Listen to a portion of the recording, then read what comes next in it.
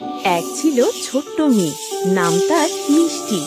মিষ্টি থাকতো এক অদ্ভুত সুন্দর জায়গায়। তার নাম ছিল রঙিন জাদুর বন।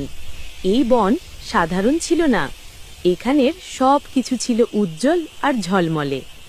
রঙিন বন্ধু আর প্রকৃতি। বনের গাছগুলোর পাতা ছিল গাঢ় নীল আর চকচকে সোনালি রঙের।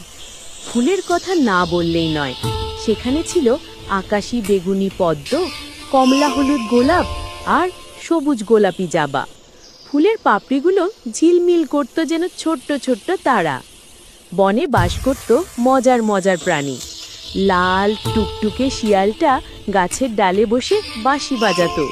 সবুজ ডানাওয়ালা টিয়া পাখিটা উড়তে উড়তে তার ডানার রং বদলে নীল আর হলুদ করে ফেলত। আর গোলাপি খরগোশটা তিরিং বিরিং করে নাচত। মিষ্টির সবচেয়ে প্রিয় ছিল তার ছোট্ট পুতুলটি। তার নাম ছিল পনি। পনি অন্য পুতুলের মতো নয়, সে ছিল রঙিন সুতো দিয়ে বোনা একটি নরম পুতুল।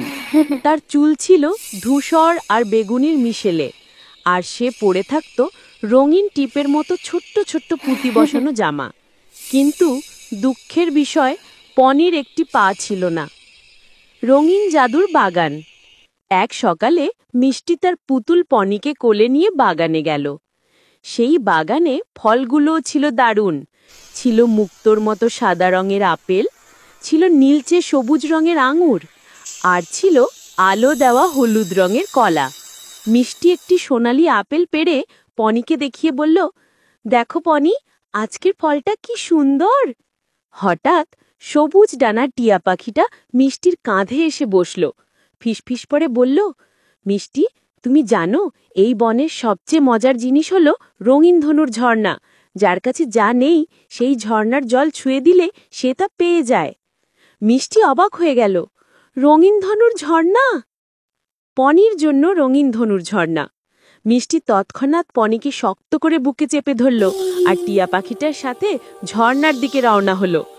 পথে তাদের দেখা হলো গোলাপি খরগোশ আর লাল শিয়ালের সঙ্গে। মিষ্টি তাদের সব কথা বলল।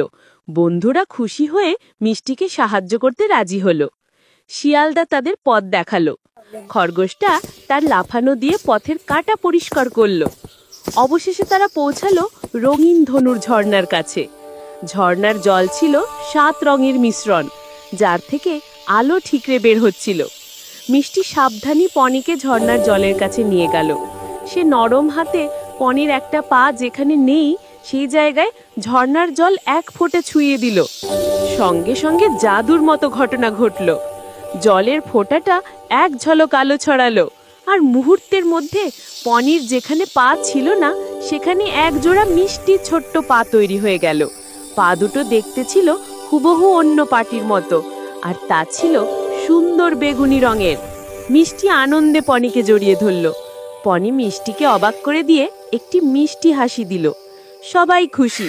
তারা একসাথে সেই রঙিন বনে খেললো, নাচ গান করলো আর মজার মজার ফল খেলো। মিষ্টি বুঝেছিল পা থাকুক বা না থাকুক, পনি তার সবচেয়ে প্রিয় বন্ধু। কিন্তু সবারই সুন্দরভাবে বাঁচার অধিকার আছে, আর ভালোবাসা হলো সবচেয়ে বড় জাদু।